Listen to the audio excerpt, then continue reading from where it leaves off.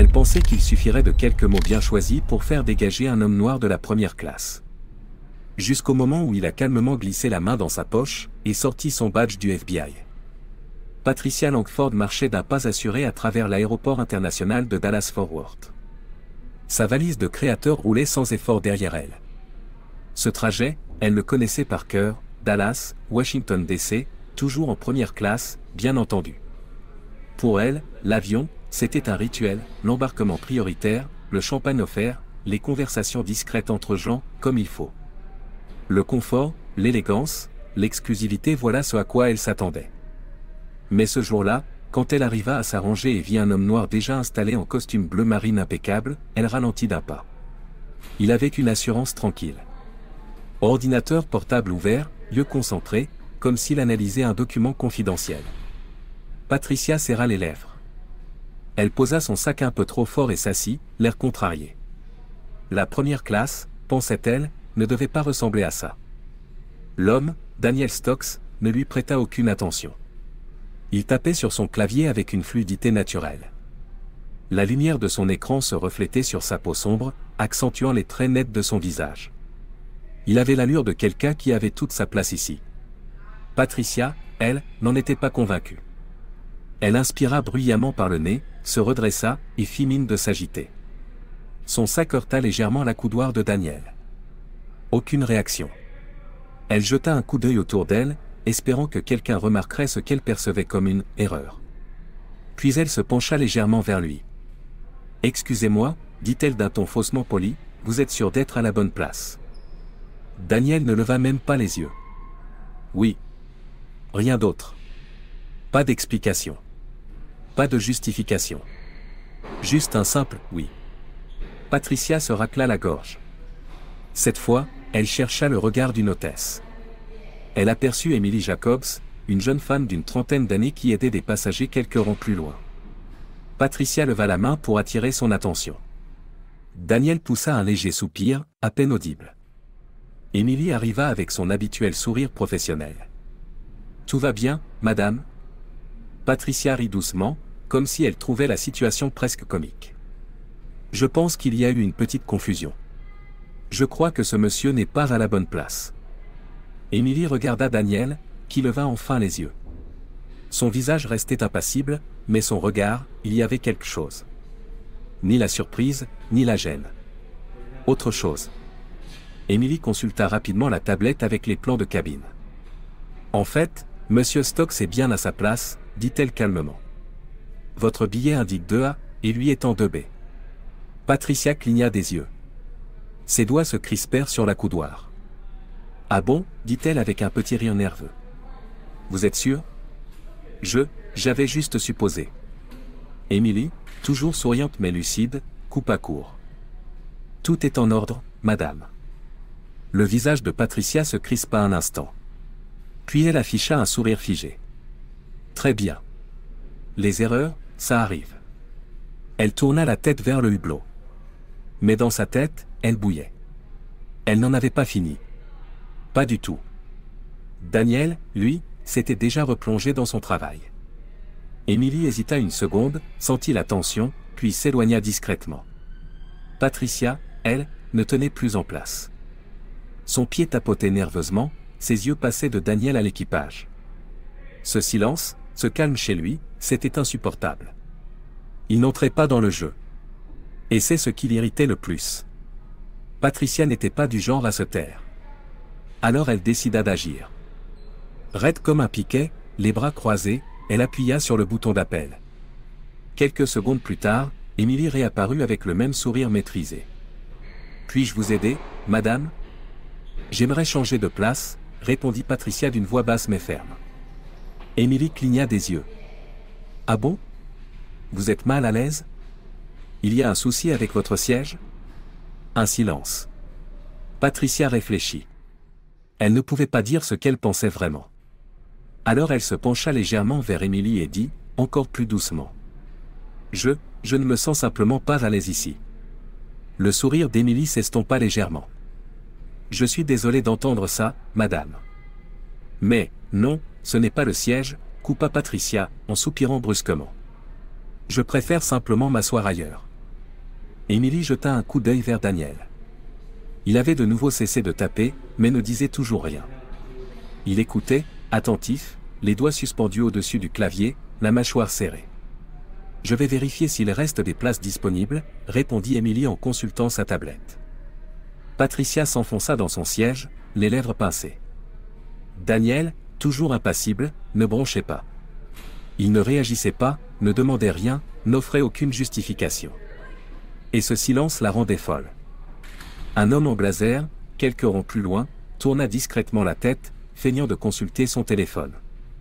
Une femme donna un coup de coude à son mari. Les passagers commençaient à prêter attention. Émilie parcourait l'écran rapidement. « Je suis désolée, madame, dit-elle avec un sourire courtois, nous sommes complets en première classe aujourd'hui. » Le ventre de Patricia se serra. « Je peux toutefois vérifier en classe économique, il reste peut-être 1 ou 2 places. » Le visage de Patricia s'empourpra. « Économie ? Elle ? Jamais. » Sa voix se bloqua un instant. « Non, ça n'ira pas. » Émilie garda son sourire. « Dans ce cas, j'espère que cela ne vous dérange pas de rester à votre siège assigné. »« Je suppose que je n'ai pas le choix, » dit Patricia en forçant un sourire. Émilie hocha la tête. « Faites-moi signe si vous avez besoin de quoi que ce soit. » Elle s'éloigna, mais Patricia ne l'écoutait déjà plus. Ses oreilles bourdonnaient. Daniel, toujours muet, reprit tranquillement son travail. Voilà. C'était tout. Il l'ignorait simplement. Et ça, c'était insupportable. Elle sentit ses poings se serrer. Ce n'était pas terminé. Elle inspira profondément, et appuya de nouveau sur le bouton d'appel. Cette fois, Émilie mit un instant avant de revenir. « Madame ?» Patricia redressa le dos. « Je souhaite parler à un responsable. » Le visage d'Émilie resta neutre. « Je suis la chef de cabine sur ce vol. Y a-t-il quelque chose que je puisse éclaircir ?» La voix de Patricia devint plus sèche. « Je veux parler au chef de l'équipage. » Ou au commandant. Un murmure parcourut la cabine. Quelqu'un laissa échapper un petit rire nerveux. Émilie garda son calme, mais sa patience commençait à s'effriter. « Madame, le pilote se prépare pour le décollage. Il n'est pas disponible pour le moment. Mais je suis là pour vous aider. » Patricia pinça les lèvres, la mâchoire contractée. Daniel, lui, ne bougeait toujours pas. Aucun signe d'inconfort. Comme s'il avait déjà vécu ça. Comme s'il savait exactement comment ça allait se passer. Elle baissa encore la voix. « Je ne me sens pas en sécurité. » Et là, tout changea. Le sourire d'Émilie disparut. Son corps se raidit.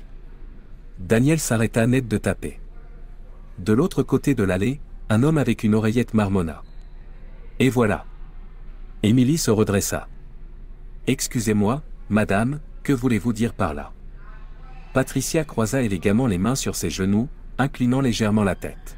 « Je ne dis pas qu'il me menace. Je dis simplement que je ne suis pas à l'aise. Voilà tout. » Un soupir incrédule s'échappa d'un homme quelques rangs derrière. Une jeune femme leva discrètement son téléphone, prétendant écrire un message, mais la caméra tournait déjà. D'autres têtes se tournaient vers Patricia. Elle le sentit. L'ambiance changeait. Mais reculer ? Jamais. Je fais une demande toute simple, dit-elle avec un faux sourire. Si je suis mal à l'aise, j'ai bien le droit de changer de place, non ? Émilie serra la mâchoire. Madame, comme je vous l'ai dit, il n'y a pas de siège libre en première. Patricia haussa un sourcil. Et en classe éco ? Émilie hésita. Il reste 2 sièges. Patricia se redressa brusquement. Parfait. Il peut prendre l'un d'eux. Un frisson parcourut la cabine. Des chuchotements. Des regards. Daniel inspira profondément, une seule fois. Ses doigts tapotèrent doucement son ordinateur, puis s'immobilisèrent. Toujours pas un mot. Mais il ne bougeait pas.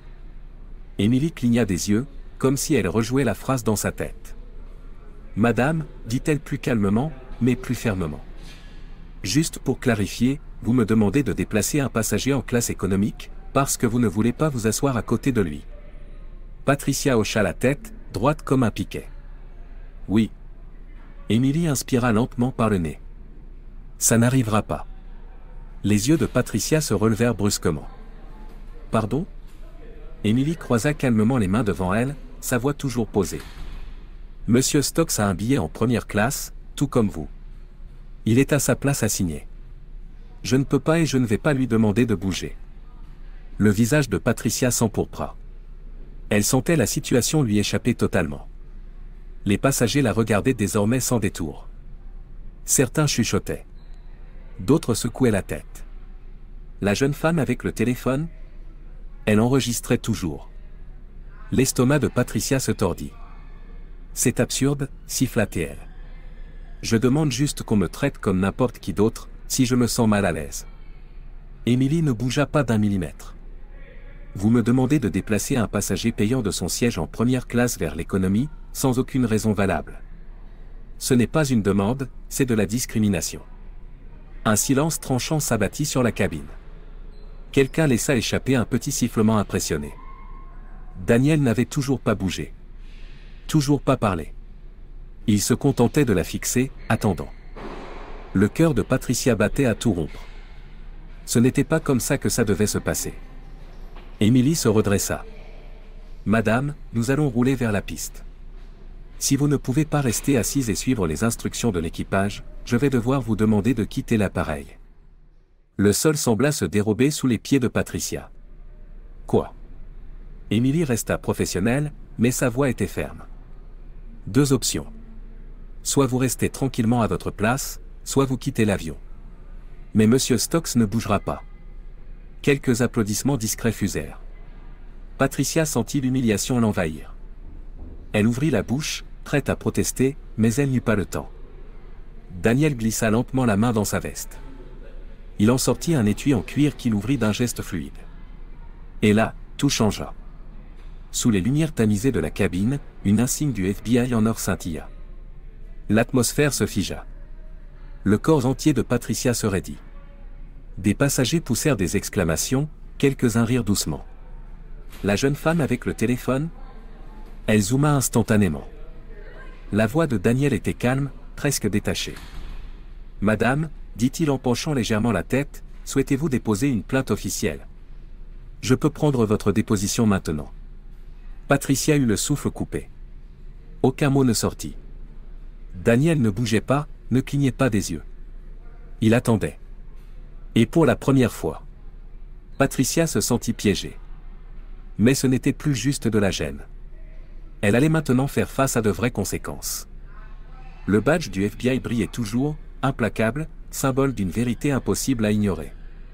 La pièce était suspendue à ce moment. Tous les regards braqués sur elle. Ceux qui murmuraient riaient moins. D'autres observaient, les yeux écarquillés. Patricia avait la gorge sèche. Son esprit cherchait désespérément une excuse, une échappatoire. Mais tout s'écroulait. L'homme qu'elle avait tenté de faire expulser, était un agent fédéral. Daniel, toujours parfaitement maître de lui, répéta d'un ton posé. « Souhaitez-vous déposer une plainte officielle, madame ?» La phrase pesait dans l'air comme une menace voilée. Les mains de Patricia tremblaient. Elle ne pouvait pas admettre qu'elle avait menti. Qu'elle avait tout inventé pour le faire partir. Mais si elle allait au bout, elle accuserait un agent du FBI d'être une menace à bord. Et ça, aurait des conséquences légales. Elle tenta de parler, mais ne réussit qu'à souffler. Daniel inclina à peine la tête. Vous avez dit ne pas vous sentir à l'aise. C'est une déclaration sérieuse sur un vol fédéral. Si vous pensez que j'ai agi de manière inappropriée, je suis à votre disposition. Et là, elle comprit. L'instant où tout se retournait contre elle. Il y a quelques minutes encore, elle contrôlait la situation. Elle s'attendait à du soutien. À être prise au sérieux. Mais maintenant, c'est elle qu'on observait. Elle qui était jugée. Un homme 2 rangs plus loin souffla en secouant la tête. C'est du grand art. La jeune femme qui filmait Uma sur le visage de Patricia. Émilie, l'hôtesse, restait près d'eux, bras croisés. Son expression restait neutre, mais dans ses yeux brillait une forme de justice tranquille. Tout le monde attendait. Même Daniel. Immobile. Patient. Patricia respirait vite, superficiellement. Elle ne pouvait pas avouer. Mais elle ne pouvait pas non plus aller jusqu'au bout. Ses mains se crispèrent sur ses genoux. Puis, enfin, elle secoua légèrement la tête. Non, murmura-t-elle. Aucune plainte. Daniel hocha la tête. Comme s'il l'avait su dès le début. Il referma son badge, le glissa dans sa veste et rouvrit son ordinateur. Comme si rien ne s'était passé. Pour lui, c'était terminé. Mais pour Patricia, le cauchemar ne faisait que commencer. Quelques passagers murmuraient leur approbation. D'autres applaudirent doucement. L'homme en costume, de l'autre côté de l'allée, esquissa un sourire et reprit son journal. La jeune femme avec le téléphone? Elle était déjà en train de taper. Et Patricia, elle, sentait son cœur cogner à tout rompre dans sa poitrine. Elle aurait voulu s'enfoncer dans son siège, devenir invisible, remonter le temps et effacer les 10 dernières minutes. Mais c'était impossible. Il n'y avait pas de retour en arrière. Elle venait de se ridiculiser. En public. Devant des dizaines de témoins. Et pire encore, certains avaient filmé. Elle le savait, elle le sentait. Elle leva les yeux, cherchant désespérément un regard compréhensif, un signe de soutien. Rien. Personne. Même Émilie, l'hôtesse qui, jusqu'ici, avait fait preuve de patience, affichait désormais un visage fermé. Plus aucune trace de bienveillance. Patricia ravala difficilement sa salive. Elle avait l'envie de se justifier, de reprendre le contrôle. Mais au fond, elle savait que c'était trop tard. Le vol n'avait même pas encore décollé, et pourtant elle avait déjà perdu. Mais ce n'était pas seulement une humiliation passagère. Patricia allait bientôt comprendre, ce moment allait changer sa vie. Raide dans son siège, elle fixait droit devant elle, le souffle court, le visage en feu. Daniel, lui, avait déjà tourné la page. Ordinateur ouvert, doigt tranquille sur le clavier. Comme si elle n'existait même pas. Mais les autres passagers, eux, n'avaient pas oublié. De l'autre côté de l'allée, l'homme avec l'oreillette souriait dans sa barbe. La jeune femme, téléphone en main, avait arrêté d'écrire, mais son appareil restait discrètement braqué dans la direction de Patricia, comme en attente d'un rebondissement. Même les membres de l'équipage semblaient différents. Plus distants. Émilie, la chef de cabine, était restée à proximité. Observatrice. Silencieuse. Patricia ressentait tout, les regards lourds, les jugements muets. Elle avait gravement mal calculé. Ses doigts bougeaient nerveusement sur ses genoux. Son cœur battait si fort qu'elle entendait son propre sang dans ses oreilles. Ce n'était pas un simple malentendu qu'on peut effacer d'un rire gêné et d'un haussement d'épaule. Non. Elle avait tenté de faire expulser un agent du FBI, sur caméra. Le poids de ses actes s'abattait sur elle. Comme un couvercle impossible à soulever. Sa bouche était sèche. Sa gorge serrée. Émilie s'approcha finalement. Son ton restait poli, mais n'avait plus rien de chaleureux. « Madame, dit-elle à voix basse, je dois m'assurer que vous êtes en état de poursuivre ce vol sans provoquer de nouveaux incidents. » Le dos de Patricia se tendit. Quelques passagers détournèrent la tête, tout en écoutant chaque mot. Elle voulait crier. Exiger qu'on cesse de la traiter comme une criminelle, alors qu'elle n'avait fait que dire ce qu'elle ressentait. Mais ce n'était plus aussi simple. Le badge avait tout changé. Ce qu'elle croyait être du pouvoir n'était plus qu'un souvenir. Elle força un sourire, crispé, artificiel. « Je vais bien. » Émilie la fixa un instant, puis hocha lentement la tête. « Très bien. Je vous prends au mot. » Et elle tourna les talons. Patricia relâcha un souffle tremblant. Elle entrelaça ses doigts dans son giron. Elle pensait que c'était terminé. Mais ce n'était que le début. Un « ding » sonore coupa le silence. Elle releva la tête.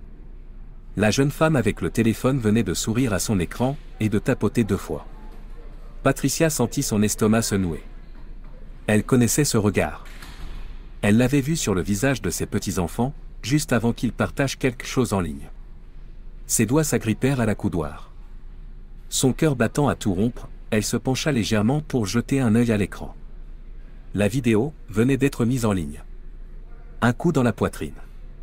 L'impression que l'air quittait ses poumons. Le titre ? Femme raciste tente de faire expulser un homme noir de la première classe, découvre qu'il est du FBI. Ses mains devinrent glacées. Le vol n'avait même pas encore quitté le sol, et elle avait déjà tout perdu. Et si c'était en ligne, alors rien ne pouvait plus l'arrêter. Elle se tourna à nouveau vers l'avant, essayant de réguler sa respiration. Peut-être que ça n'irait pas si loin. Peut-être que personne ne verrait. Peut-être. Mais son téléphone vibra. Une fois. 2 fois. 3. Sa poitrine se serra. Elle ne voulait pas regarder. Elle ne voulait pas savoir. Mais ses mains, elles, agissaient toutes seules. Elle fouilla dans son sac, attrapa son portable, et sentit son cœur s'effondrer. Des messages. D'amis. De collègues. De membres de la famille qu'elle n'avait pas vus depuis des mois. Tous avec la même question. Patricia, c'est toi sur cette vidéo? Dis-moi que c'est pas vrai. Qu'est-ce que tu as fait? Son cœur battait si fort qu'elle en avait la nausée. Les doigts tremblants, elle ouvrit son navigateur. Elle tapa « Twitter ». Et là, l'écran s'illumina. Son nom était déjà en tendance. La vidéo? Publiée depuis moins de 5 minutes. Déjà plus de 20 000 vues. Et les commentaires affluaient. Karma instantané. Cette femme pensait vraiment qu'elle pouvait s'en tirer comme ça. Qu'elle profite bien du bashing qu'elle va se prendre. Elle sentit sa respiration se bloquer. Ce n'était pas juste un scandale. C'était un incendie. Et pour la première fois, Patricia comprit qu'il n'y aurait pas de retour possible. Mais ce qui l'attend après l'atterrissage, allait être encore pire que tout ce qu'elle imaginait. Le téléphone tremblait entre ses mains, ses jointures devenues blanches à force de le serrer. Les bruits de la cabine s'étaient estompés, noyés par les battements désordonnés de son cœur. Elle cligna des yeux. Rafraîchit la page. Encore et encore. 30 000 vues. 42 000. 61 000. Et ça ne ralentissait pas. Elle voulait s'enfuir. Mais il n'y avait nulle part où aller. Imaginez être aussi arrogante. Elle est Mao. Elle pensait vraiment s'en sortir comme ça. Le moment où il montre sa carte du FBI, j'ai crié. Karma instantané. Donnez son nom. On veut savoir qui c'est. Les commentaires défilaient déjà à une vitesse vertigineuse. Patricia, elle, n'arrivait plus à respirer. Elle sentait son cœur battre dans sa gorge, ses tempes. Elle aurait voulu disparaître, s'évaporer sur place. Revenir en arrière. Effacer ces 10 dernières minutes. Mais ce genre d'humiliation ne s'efface pas. Personne ne la regardait, mais ce n'était pas nécessaire. Tout le monde avait déjà vu. Tout le monde savait. Même ceux qui détournaient les yeux avaient leur avis. Elle bougea légèrement dans son siège, le dos raide, le corps entier en tension. Daniel, toujours à côté d'elle, n'avait pas dit un mot. Pas un regard. Ses doigts glissaient doucement sur le clavier de son ordinateur. S'il savait que la vidéo était en ligne, il n'en laissait rien paraître. Et c'était peut-être ça, le pire. Il ne semblait pas concerné. Le téléphone de Patricia vibra encore. Elle sursauta. Son écran s'illumina, c'était sa sœur. Elle hésita, puis refusa l'appel d'un doigt tremblant. Elle n'était pas prête. Elle n'était pas prête pour ça. Pour rien de tout ça. Le vol n'était même pas encore arrivé à destination que sa vie entière s'effondrait déjà. Elle inspira profondément, tentant de garder le contrôle. Elle avait besoin d'un plan. D'une stratégie. Peut-être qu'elle pouvait s'excuser. Non. Ça nourrirait encore plus la machine. Peut-être faire semblant de ne rien avoir vu? Pire. Son cerveau tournait à toute allure, ses pensées se bousculaient, se heurtaient. Puis, la voix du pilote résonna dans la cabine. Mesdames et messieurs, nous entamons notre descente vers Washington DC. Il est actuellement 17h43. Veuillez attacher vos ceintures. Le sol se déroba sous elle. Washington.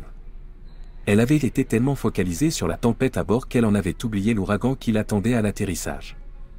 Elle rafraîchit une dernière fois la vidéo, 97 000 vues. Son nom était en tendance. Ses mains tremblaient quand elle rangea son téléphone dans son sac, espérant encore que ça ne serait pas si grave. Peut-être que ça allait passer. Mais Patricia croyait encore que l'orage passerait. Jusqu'au moment où elle alluma les infos. À peine l'avion avait-il ouvert ses portes que Patricia se précipita dehors, presque en courant. Elle évita les regards, les ricanements à peine voilés, le silence lourd d'un jugement collectif. Elle voulait juste sortir. Respirer. Mais à peine avait-elle atteint la zone de récupération des bagages à l'aéroport Reagan que son cœur s'arrêta net. Ils étaient là. Des journalistes. Pas une foule. Pas encore. Mais suffisamment. Une femme en tailleur bleu marine lisait quelque chose sur son téléphone, micro à la main, tandis qu'un caméraman la filmait. La vidéo désormais virale montre une femme non identifiée tentant de faire expulser un agent du FBI de la première classe pour inconfort personnel. Le clip a dépassé le million de vues en quelques heures. Patricia cessa de respirer. 1 million ? C'était impossible. Elle tourna la tête en vitesse, espérant qu'on ne l'avait pas reconnue. Trop tard. Une journaliste croisa son regard. « Attendez, c'est elle. » Patricia fit volte-face, la panique au ventre. Elle ne pouvait pas se montrer maintenant. Ses talons claquaient sur le sol alors qu'elle filait vers la sortie. Mais son sac vibrait de nouveau. Appel manqué. Notification. Alerte. Ça ne s'arrêterait pas. Elle bouscula un groupe de voyageurs, le souffle court, les paumes moites. Elle atteignit enfin le trottoir extérieur, quand une voix hurla derrière elle. « Mademoiselle Langford. Avez-vous une réaction à propos de la vidéo ?» Elle grimaça. Son nom avait fuité. Un taxi ralentit juste devant elle. Elle ouvrit violemment la portière et se jeta à l'intérieur. « Allez-y, vite. » Le chauffeur haussa un sourcil, mais démarra sans poser de questions. Elle pressa ses tempes de ses mains, les yeux fermés. 1 million de vues. Elle avait passé toute sa vie à bâtir une image parfaite. Un nom respectable. Une réputation irréprochable. Et en un seul après-midi, tout était parti. Son téléphone vibra encore. Cette fois, un numéro inconnu. Elle hésita. Puis décrocha, à contre-cœur. « Allô ?» Un silence bref. Puis une voix sèche, professionnelle. « Mademoiselle Langford. Ici James Rollins, président de la Fondation Marston. Je suppose que vous êtes au courant de la situation. » Patricia sentit sa gorge se nouer. La Fondation Marston. Elle siégeait à son conseil depuis des années.